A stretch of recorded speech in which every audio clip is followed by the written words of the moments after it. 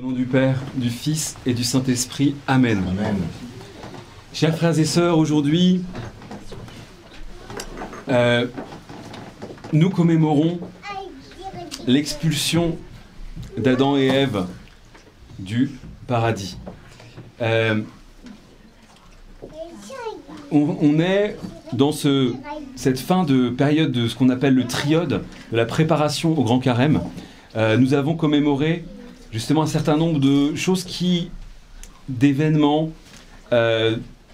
ou de paraboles qui sont là pour nous apprendre justement dans quelle perspective, dans quel état d'esprit nous devons entamer ce jeûne de 40 jours.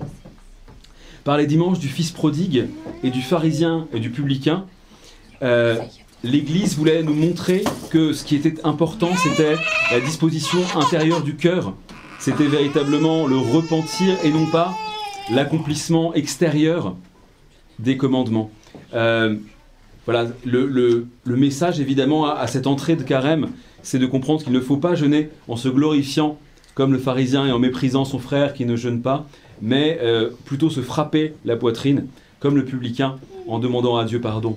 Dans la parabole du fils prodigue, le Seigneur nous enseigne combien le repentir, même du plus pécheur, même du plus éloigné de lui, est cher aux yeux de Dieu. Et il est là pour justement que nous ne puissions jamais désespérer, car quoi que nous ayons fait, de quelque manière que nous ayons pu nous éloigner dans quelques contrées lointaines, qu'on ait pu se perdre à cause justement des tentations de ce monde, à cause justement de l'influence sur nous du diable et de ses anges, eh bien nous ne sommes jamais trop loin pour que Dieu ne puisse nous accueillir, nous pardonner et nous faire rentrer de nouveau dans son intimité, dans sa proximité, dans son royaume. Le dimanche dernier, nous étions au monastère et ici c'était le dimanche du jugement. C'est une des fois, peut-être la seule dans l'année, où l'Église anticipe sur un événement qui n'a pas eu lieu, mais un événement à venir, puisque donc, comme dans le temps liturgique de l'Église, en réalité la temporalité telle qu'on la connaît ici n'existe plus, on commémore par avance justement le grand jugement. Les pères nous disent que justement cette commémoration du jugement dernier à l'entrée du carême est là pour que précisément nous gardions une vision équilibrée de la vie spirituelle, que nous ayons une conception équilibrée de Dieu, car s'il est celui qui pardonne, il est aussi celui qui châtie. Il faut garder justement une vision juste, de ne tomber ni dans un excès de désespoir en s'exagérant la sévérité du Seigneur, ni à contrario tomber justement dans des excès de laxisme en se disant que quoi que nous fassions, de toute façon, Dieu nous pardonnera toujours, donc autant être un assassin ou un ivrogne ou un débauché. Donc voilà, il y a cette balance à faire justement. Et aujourd'hui, en commémorant l'expulsion d'Adam, l'Église nous fait comprendre que précisément, s'il sépare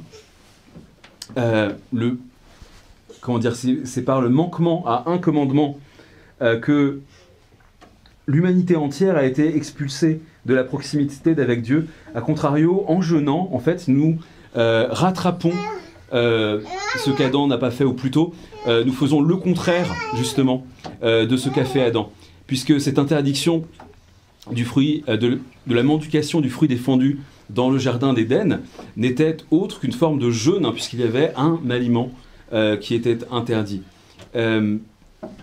Ainsi, en nous prescrivant le jeûne, l'Église, justement, essaye de faire en sorte que nous puissions nous discipliner et faire le chemin inverse, justement, qu'ont fait nos ancêtres, c'est-à-dire eux étaient dans le paradis et ils ont été exilés dans notre monde déchu où règne la maladie, la souffrance, la mort et le diable. Et nous, notre pèlerinage, c'est exactement le pèlerinage inverse. Nous naissons dans un monde déchu et notre but est de rejoindre le royaume. Et le jeûne que l'Église nous propose aujourd'hui n'est qu'un moyen. Évidemment, il faut bien comprendre que le jeûne dans l'Église orthodoxe est extrêmement strict. Aucun produit animal pendant les 40 jours du carême, plus encore la semaine sainte. Donc abstention totale de viande, de poisson, de laitage, d'œufs, et donc une alimentation végétalienne. Mais si l'Église, justement, a gardé une observance très stricte et des prescriptions très strictes sur le carême, il faut bien comprendre que le carême n'est qu'un moyen. Le plus important, c'est de trouver la façon dont on peut se rapprocher de Dieu. Et je crois que l'une des façons, ce dimanche de l'expulsion d'Adam étant celui aussi qu'on appelle le dimanche du pardon, c'est de se pardonner justement les uns aux autres. Peut-être que ce qu'il y a de plus difficile, ce n'est pas de s'abstenir de tel ou tel aliment, mais d'intégrer pendant cette période du carême, par exemple, dans nos prières quotidiennes, les gens qui nous ont fait le plus de mal, ou qu'on a le plus de mal à pardonner, ou pour lesquels on a le plus de ressentiment. Il est peut-être plus difficile, il est sans doute plus difficile, en réalité, de réussir véritablement à n'avoir d'animosité vis-à-vis de personnes, à être véritablement réconcilié en son cœur avec tous, que de suivre des prescriptions qui ne sont jamais que des prescriptions extérieures. Ce qui compte, c'est l'état intérieur de notre cœur, et c'est effectivement cette absence d'animosité, cette absence de haine. Le Seigneur nous le dit, si vous avez quelque chose contre votre frère, au moment où vous allez apporter votre offrande, eh bien réconciliez-vous d'abord avec votre frère, et ensuite allez apporter votre offrande. C'est-à-dire que notre jeûne n'aura de sens que si véritablement il est le moyen pour nous de nous rapprocher de Dieu. Mais se rapprocher de Dieu, ça veut dire justement éprouver de l'amour pour toutes ces créatures. Et si jamais nous avons du ressentiment, de la haine, de la colère contre quelqu'un, eh bien profitez de cette période de carême justement pour s'en débarrasser. Et la meilleure manière, c'est effectivement de se contraindre, de se forcer, de s'obliger à une prière quotidienne et régulière, spécifiquement tournée vers ceux à qui on n'a pas envie de penser, parce que précisément ce sont ceux qui nous ont heurtés, nous ont fait du mal, nous ont trahis peut-être, nous ont blessés d'une manière ou d'une autre. Et je pense que voilà, se focaliser pendant cette période de carême sur la prière pour les ennemis, en fait, pour ceux qui, en tout cas, à qui on a raison d'en vouloir, parce qu'il y a toujours... il y a toujours des gens qui, objectivement, peuvent faire des choses contre nous, qui peuvent nous blesser ou nous heurter.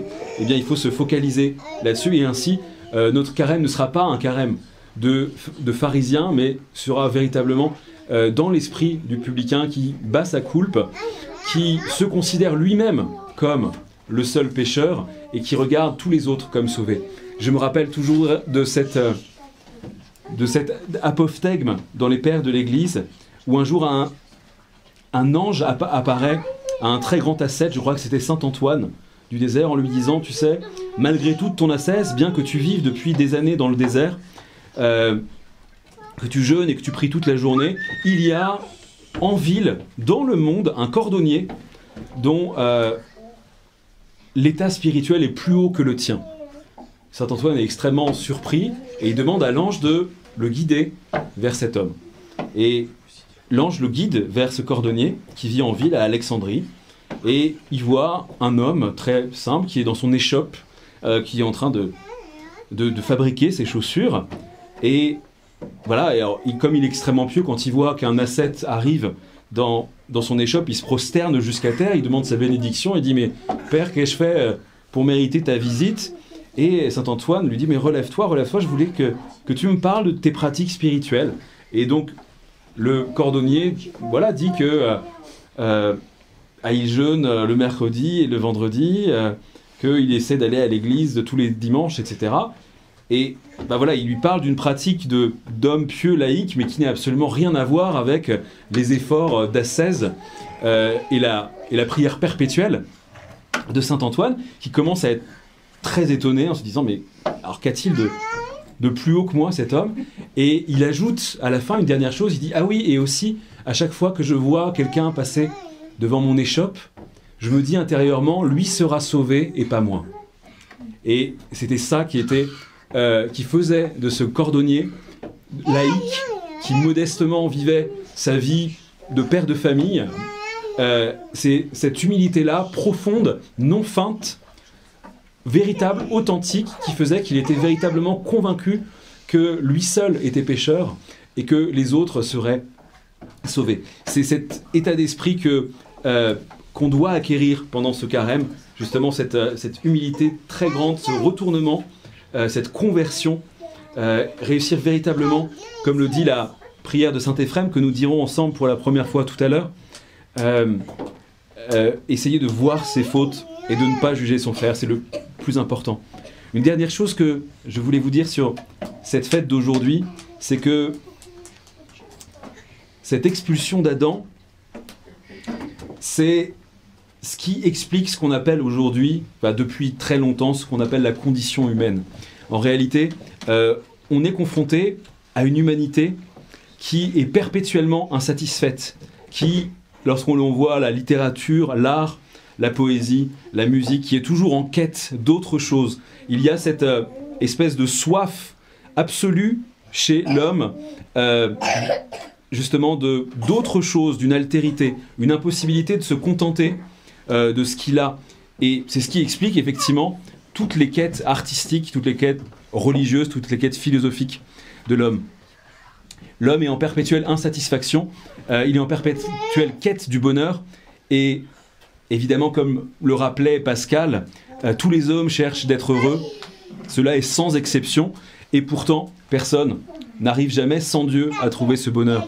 Eh bien, cette soif, ce sentiment de manque, cette mélancolie profonde qui fait que jamais aucun homme ne dira « je suis absolument épanoui, je suis absolument heureux, absolument satisfait de tout ce que j'ai, il ne me manque rien », est dû précisément au fait que nous sommes nés en exil et que, inconsciemment, d'une manière ou d'une autre, nous avons cette nostalgie du paradis perdu. Nous savons vaguement, intuitivement, mais profondément, que au départ, le monde qui était fait pour nous n'était pas celui-là, que nous sommes mortels, nous étions faits pour l'immortalité. Nous sommes malades, nous étions faits pour la santé. Nous sommes pécheurs, nous étions faits pour la sainteté.